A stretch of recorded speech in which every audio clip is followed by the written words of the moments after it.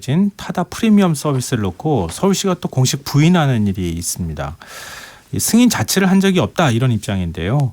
오늘 더 깊이 있는 인터뷰 시간에서는 이번 인가 문제와 관련해서 타다가 구체적으로 어떤 것인지 왜 지금 이렇게 논란이 되는 것인지 김덕진 한국인사이트 연구소 부소장과 함께 관련된 내용 짚어보도록 하겠습니다.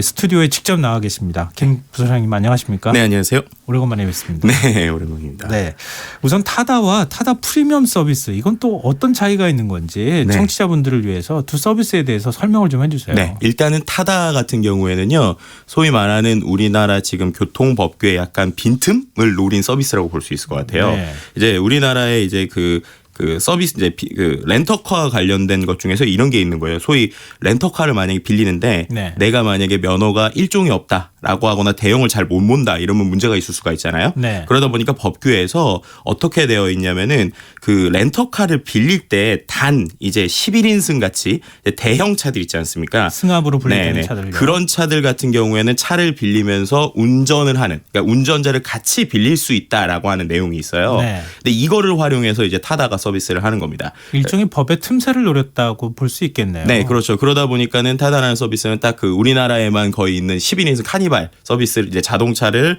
이렇게 어떻게 보면은 튜닝해서 약간 변형을 해서 이제 그거를 운영을 하는데요. 네. 그러다 보니까는 실제로 이 서비스를 활용하게 되면은 이제 자기한테 날라오는 영수증에 보면 영수증이 일반 그 택시를 썼을 때 날라오는 영수증이 아니라 차를 임대했을 때 이제 그렇게 나오는 영수증이 두 가지로 와요. 그러니까 제가 차를 임대한 거 그리고 실제 이제 사람을 쓴 것 이 두 가지를 이제 내가 렌터카의 형태로 이렇게 오게 되는데요. 그러한 식으로 지금 운영되고 있는 것이 타다라고 하는 서비스라고 볼 수 있을 것 같고요. 하지만 서울시내 1000대 정도가 움직인다고 하죠. 네, 그렇죠. 이제 그걸 운영하시는 분들 역시도 이제 일반적인 택시 운전사라기보다는 그냥 이제 어떤 외주 업체에 소속되어 있는 일종의 파견직이라고 보시면 될 것 같습니다. 그러니까 정확하게는 타다를 하고 있는 VCNC에 소속되어 있는 사람들이 아니고 그것 자체도 법규 자체가 이렇게 소위 말하는 파견직만 가능하기 때문에 이제 그 타다 플랫폼을 운영하는 데는 정말 플랫폼만 운영하고 있고 네. 차를 빌려주거나 아니면 거기에서 이제 운수를 대행하는 사람들은 정말 이제 외주에 있는 업체들을 쓰고 있다라고 보시면 될 것 같고요. 타다 프리미엄은요? 네, 타다 프리미엄 같은 경우에는 이제 우리나라에 지금 이제 고급 택시라고 불리는 분류들이 있어요.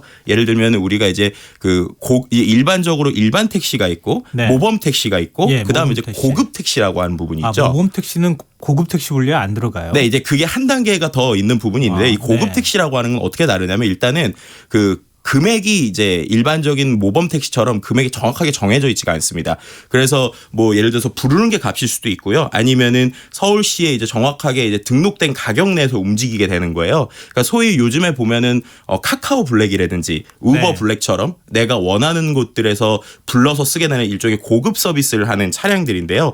결국 이제 타다 프리미엄 같은 경우는 이런 식의 고급 택시 서비스를 하겠다라고 지금 나오는 상황입니다. 근데 조금 하나 다른 것은 기존에 있는 서비스들이 정말 초고급, 그러니까는 기존의 택시 비용의 많게는 2-3배 정도의 가격을 받고 있는데 이 타다 프리미엄 같은 경우는 약 지금 예상으로 한 1.5배 전후를 지금 생각을 하고 있어요. 근데 그게 가능한 이유가 뭐냐면 고급 택시를 원래 하는 기준이 있는데 그 기준이 2800cc 이상의 고급 차량이어야 됩니다. 네. 그런데 이제 2800cc 이상임에도 명목적으로는 현재 소위 말하는 초고급 차량들 있지 않습니까? 네. 뭐 해외 차라든지 아니면 국내에서도 뭐 그 최고 고급 사양의 차들인데 네. 이제 그 타다 같은 경우에는 일종의 그랜저 종주, 그러니까 우리가 아는 이제 2800cc에서도 약간 이제 저가라고 하긴 좀 그렇죠. 예, 이제 그렇죠. 완전 초고급은 아니지만 예. 고급 차량, 그러니까 가격이 조금 상대적으로 저렴한 차량을 써서 단가를 떨어뜨려서 이렇게 하겠다라고 지금 나오고 있는 것인데요. 근데 이런 것들이 너무 많아지다 보니까 이제 서울시에서 처음에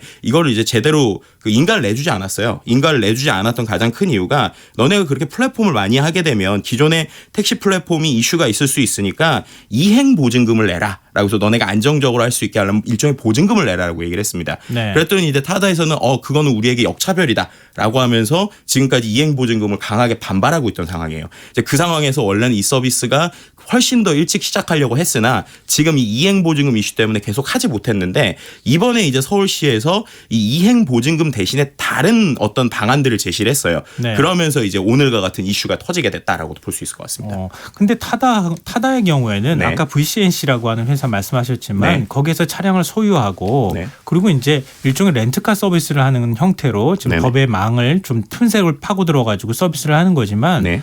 타다 프리미엄 같은 경우에는 플랫폼만 제공하는 거라면서요. 그렇죠. 이제 말씀하셨던 것처럼 이미 지금 고급 택시들이 똑같은 방식으로 지금 비슷하게 하고 있습니다. 그러니까는 숫자는 적어요. 근데 그러니까 이미 뭐 카카오 같은 경우에도 어떤 고급 택시 같은 경우는 한 280대 법인 56대까지 해서 한 330대 정도를 운영하고 있고 나머지 우버 같은 경우에도 우버 블랙 한 100대 정도 그리고 나머지는 한 40, 50대를 하고 있는데요.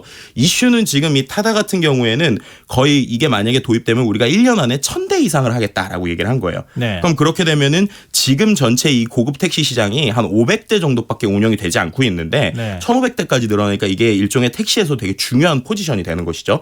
이제 그러다 보니까는 타다가 어떻게 보면은 이 프리미엄 서비스를 이제 해서 타다 블랙이 들어오겠다라고 하면은 택시 시장 자체에 좀 큰 변화를 줄 수 있는 폭이 있다 보니까 그 부분에서 서울시에서 좀 조금 상대적으로 조심스럽게 지금 접근하고 있다라고 볼 수 있을 것 같습니다. 근데 처음 이거 타다 프리미엄을 도입하는 것은 택시업계와 어느 정도 이 상의가 됐던 거 아닙니까? 그러니까 기존의 법인 택시나 개인 택시가 고급 택시로 전환하면서 타다 이 플랫폼만 이용하는 네. 그런 방식이기 때문에 타다가 무슨 더 시장을 잠식하는 게 아니라 네. 기존 택시업자 분들이 타다 프리미엄 플랫폼을 이용해서 영업을 할 수 있도록 하는 서비스가 되는 거잖아요. 네, 맞습니다. 이제 이 부분이 이제 어떻게 보면은 그 기존에 이제 고급 택시의 법에서 약간 애매했던 부분들이 있었는데요.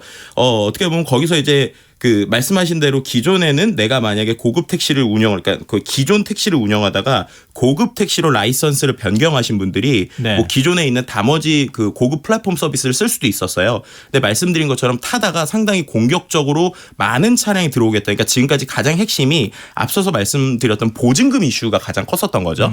근데 이 보증금에 대해서 우린 못 내겠다라고 하면서 계속 회의를 하다가 이번에 이제 서울시에서 나온 개선 방안이 있어요. 고급 택시 운영 방안.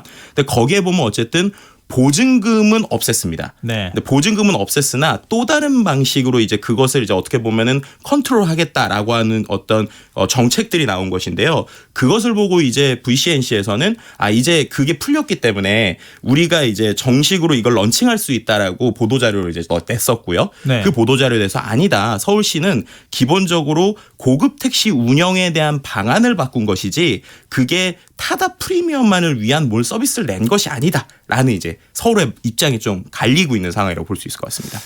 뭐 입장이 갈리는 것도 갈리는 거지만 약간 VCNC 측에서 좀 앞서간 측면이 있지 않나 그런 생각이 그 좀 부분도 분명히 드는데요. 있는 것 같아요. 그러니까 그런 부분에 대해서 우리가 이렇게 예민하게 반응하는 것은 기존 택시업자 분들, 택시 운전 기사분들이 피해를 볼 우려가 있기 때문에 그런 거 아니겠습니까? 그렇죠. 이제 말씀하신 것처럼 이제 타다의 방식 자체도 어떻게 보면은 법에 이제 일종의 틈새 아닌 틈새를 들어간 것도 있고요. 그 다음에 일반적으로 이제 택시를 운영하시는 분들의 상당한 어떤 억울함 혹은 불만이라고 하는 것은 그들은 뭔가를 변경을 하고 싶어도 이미 서울시나 정부에서 정해진 정책이나 틀이 있기 때문에 뭘 할 네. 수가 없는 거예요. 그런데 이제 새롭게 나오는 어떤 서비스들은 자신들이 이제 운수업이 아닌 다른 것으로 등록이 되기 때문에 결국 마음껏 원하는 서비스를 만들 수 있다라는 것에서 택시 입장에서 역차별을 당하고 있다라고 이제 상당히 분노를 하는 부분들이 분명히 있다라고 볼 수 있을 것 같습니다.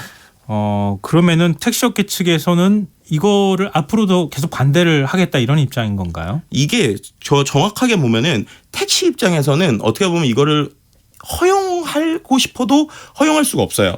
왜냐하면 이게 무슨 말이냐. 예를 들어서 만약에 그 이번에 타다에서 하는 것 중에 사람들이 상당히 좋아하는 것 중에 하나가 카니발처럼 좀 넓은 차를 쓴다라는 거예요. 근데 그렇다고 택시 업체에서 그러면 우리도 넓은 차 쓰자라고 하고 싶은 것이죠. 네. 근데 그렇게 할 수가 없어요.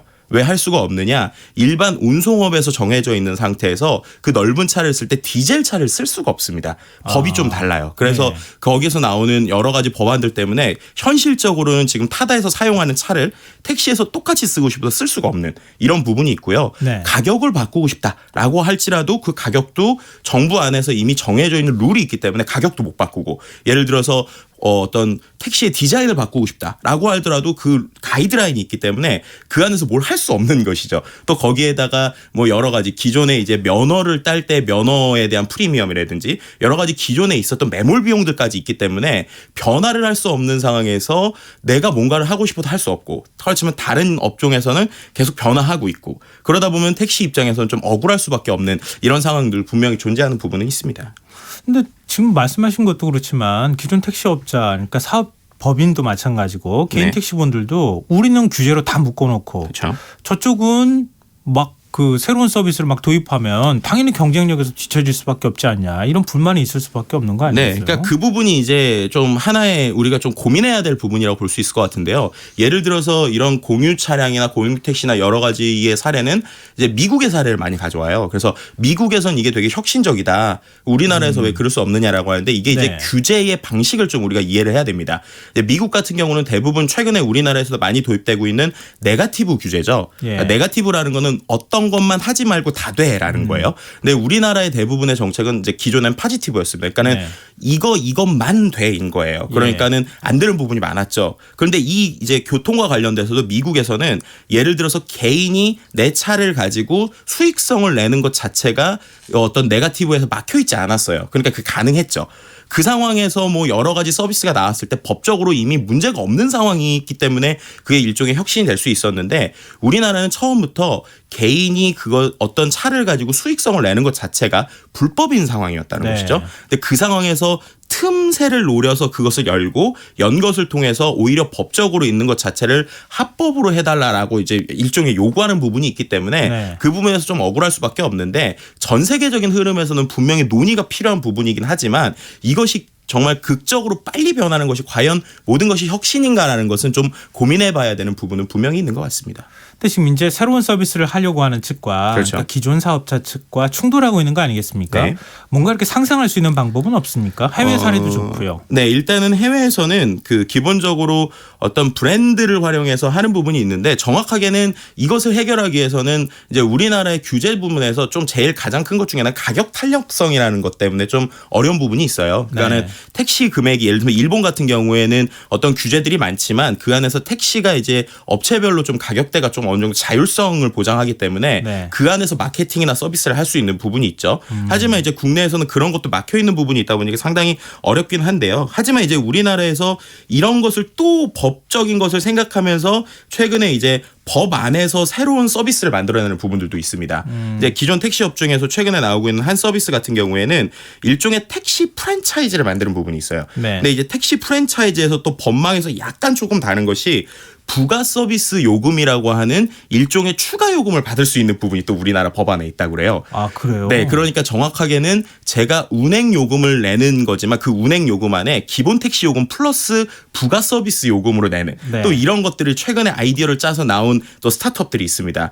그렇기 때문에 결국에는 우리나라의 현실에서는 지금에 있는 법망 안에서 그 어떤 틈 아닌 틈을 활용해서 합법 안에서 새로운 아이디어를 내는 이러한 좀 전 세계적으로 좀 특이한 구조의 어떤 아이디어들이 나오지 않는 이상 쉽지 않은 부분은 분명히 있는 것 같고요. 네. 그 세계적으로도 지금 이러한 공유차들이 나오면서 결국엔 기존에 있는 기존에 있는 택시나 어떤 운송 업체들이 상당히 어려운 부분이 있어요. 근데 그 어려운 부분 때문에 최근에 오히려 미국에서는 역으로 규제나 어떤 법안들이 새로 생기고 있습니다. 처음에는 다 오픈돼 있었었는데 네. 그것이 기존에 있는 사업자들을 상당히 힘들게 하는 것들이 알려지면서 오히려 이제 총량이라든지 이런 것들을 제한하는 규제들이 생기고 있는데요.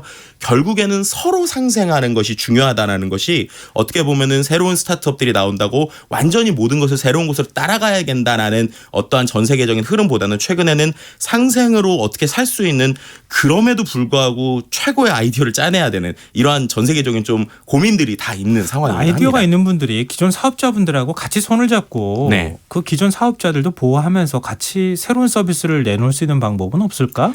그런 생각이 들어요. 네, 그 부분 때문에 계속 우리가 토의하고 토론하는 중이기도 하죠. 그렇기 때문에 이게 하루 이틀에 변할 수 있는 문제는 아니라고 생각해요. 분명히 오랜 시간이지만 함께 이야기하면서 정답을 끝까지 찾아내는 것만이 어떻게 보면 서로가 상생하고 서로가 윈윈할 수 있는 방법이 아닐까라고 고민해 볼 수밖에 없는 것 같습니다. 네. 오늘 스튜디오에 직접 나와주셔서 고맙고요. 네. 좋은 말씀 고맙습니다. 네, 감사합니다. 네, 지금까지 김덕진 한국인사이트 연구소 부소장과 함께 얘기 나눴습니다. 오늘도 수고한 당신들의 이야기가 여기 있습니다. 김성환의